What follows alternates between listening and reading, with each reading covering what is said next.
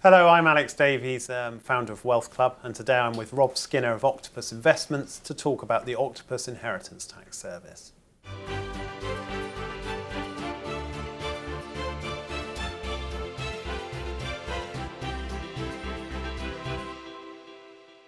Hi Rob, tell me, what is the Octopus Inheritance Tax Service and what does it aim to do for investors? So the Octopus Inheritance Tax Service was a product that we created about 12 years ago. We know that individual investors for the last 20, 25 years or so have benefited from business property relief when investing into small companies in the AIM market. And we've got a large offering in the AIM market ourselves. We've got about £2 billion invested in the AIM sector where investors benefit from business property relief. Effectively, their investment is outside their estate for inheritance tax purpose if they hold on to that for 2 years. But about 12 years ago, we spoke to lots of our investors and advisors, and they highlighted that actually they like obviously the inheritance tax relief and the business property relief that exists for the AIM market, but at the stage of their life that they're looking to make this investment, sometimes the volatility of that deployment of their portfolio was a concern for them, and so they're asking us, is there an opportunity to realise the same kind of benefits of the business property relief, but in a lower volatility area? And so we thought long and hard about that, and we created a new a company, an unlisted company called Fern Trading Limited, which is a large unlisted company in which we've now got thousands of underlying investors, and everything that Fern does is in qualifying trades that qualify for business property relief. It's an unlisted company, and it's targeting defensive returns throughout the whole investment cycle, which is obviously very important in the current climate.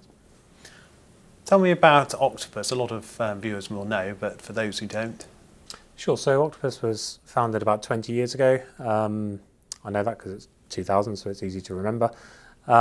We've got about £9-10 billion under management now. So a lot of our history has been in the venture capital trust space, so VCTs, EIS, and then also the business property relief sector. So as I mentioned earlier, we're one of the first movers into the business relief product effectively about 10 years or so ago. And what about your own experience? So I've been at Octopus for 7 years, always been working in the team that's been managing the Octopus Inheritance Tax Service for that time. Before that, I was doing corporate finance, mergers and acquisitions at large investment banks. So let's talk about how you invest money. What if I invest money in the Inheritance Tax Service, what do you invest in? So if you place money with us in the Octopus Inheritance Tax Service, it's a discretionary managed product, and we, over the last 10 years, we've really only bought shares in Fern Trading Limited. It's the entity that we've set up 10 years ago to specifically with the interests of the OITS investors in mind. So all the investors in Fern are people with exactly the same objectives. We've got about 12,000 current investors in the product. We look at a range of different trades, business property relief qualifying trades, and we really have 3 different pillars that govern everything we do. Firstly, make sure that everything we do is business property relief qualifying. Second, it's generating some slow and steady returns for us, so inflation beating returns. We target 4% returns for investors, 4% returns for shareholders, which is 3% net to investors after our annual management charge, and also we try and target sectors which generate natural liquidity for investors. So what are the sectors that you're targeting? Can you give us an idea of the sort of companies you are investing in? Sure. So approximately half of our portfolio, just over, is in the energy generation sector. So Octopus was a big backer of the renewable energy sector in about 2010 when that market really started in the UK. So we've now got over 1.2 billion pounds of assets in that space. It's a mixture of solar assets, wind assets, biomass assets, effectively providing a nice blend of renewable energy in the UK. We've also got about a quarter of our portfolio is in property lending. So this is lending to hundreds of individual property developers around the UK. We've got some healthcare assets. These are typically hospitals, retirement villages, things like that. So again, hard infrastructure in a very critical area of the UK. And then we've most recently gone into a new sector for us, which is fibre broadband. So building new fibre broadband networks around the UK. Other than the BPR element, what is the criteria when you're looking to invest in these areas or companies? So typically we're looking for slow and steady returns and actually a diversified mix. So we want assets which have, if we hold them for 10, 15, 20 years or so, which is our aim, this is not a fund chopping and changing our portfolio every single day or week. This is a product where Fern buys and holds assets because they think over the next 20 years it will be a sector that's really is going to benefit from tailwinds in various different sectors. So backing sectors like renewable energy, like healthcare, like property, like fibre broadband. These are very much industries and themes that have got good regulatory support, good government support, and we're going to benefit from the tailwinds in those sectors. Can investors expect growth or any significant growth, or is this all about a very steady return? So we're deliberately targeting in the portfolio about 4%, 4.2% return is our target. Investors can benefit if the underlying assets jump in value a lot more than we're expecting to. Yeah, that's jump in value would go back to the underlying investors via an increase in the share price at which they can buy or sell shares. But really, we're not targeting that at all. So it's almost an instance of if suddenly the performance of Fern was generating 6 or 7% year in, year out, okay, it may look like a great result, but actually I'll be dragged over hot coals and challenged by seniors in Octopus to basically say, and indeed the independent board of Fern to say, are you taking too much risk because you're generating higher returns than we were expecting? So really for us, we're targeting deliberately that 4% or 3 to 4% return is our aim. And how has coronavirus affected Fern? So a mixture of things. So the good thing is all of our underlying assets haven't been impacted day to day in terms of their operations. So the energy sites are still generating energy as we expected.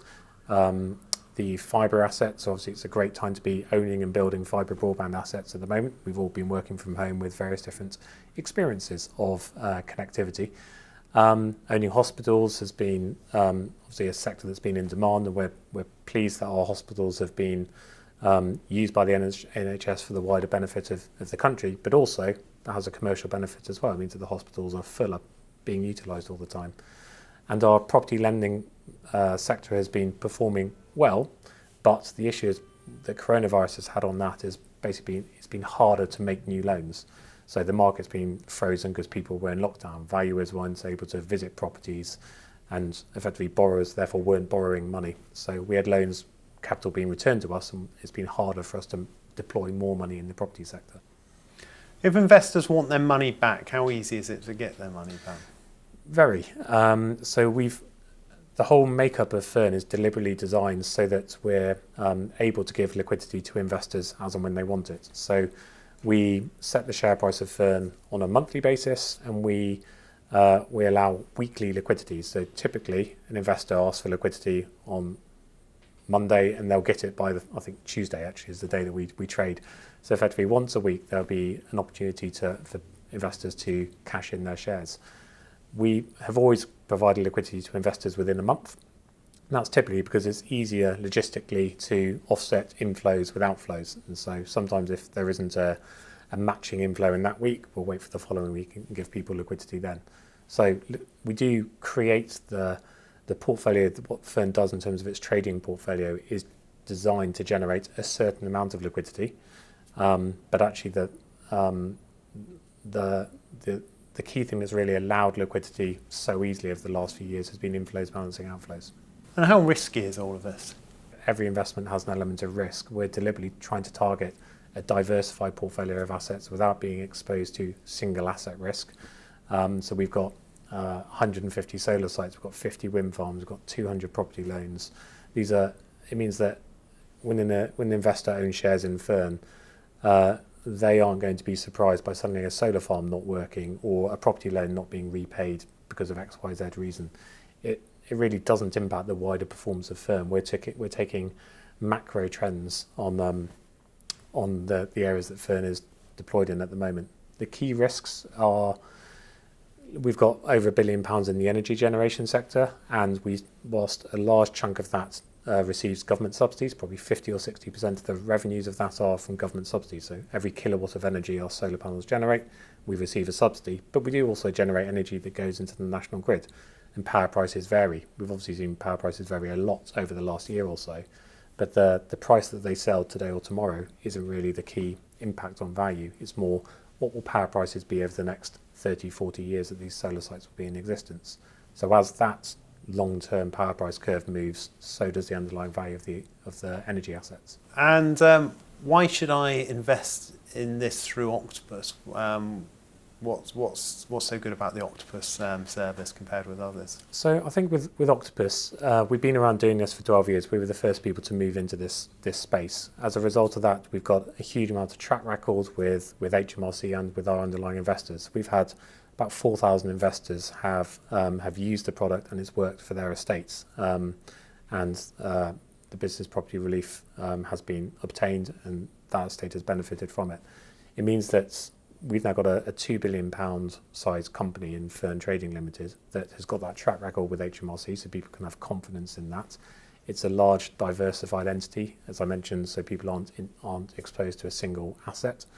But also, we've got very large investment teams now within Octopus who've grown up with this asset portfolio over time. We've got one of the largest renewable energy investment teams in the UK, one of the largest property teams, one of the largest healthcare teams, and a growing presence in the fibre sector as well. So we're kind of, we've got a large amount of experience in the investment areas that we're overseeing, but also in managing a product like OITS, which is doing exactly what it says on the tin for the investors.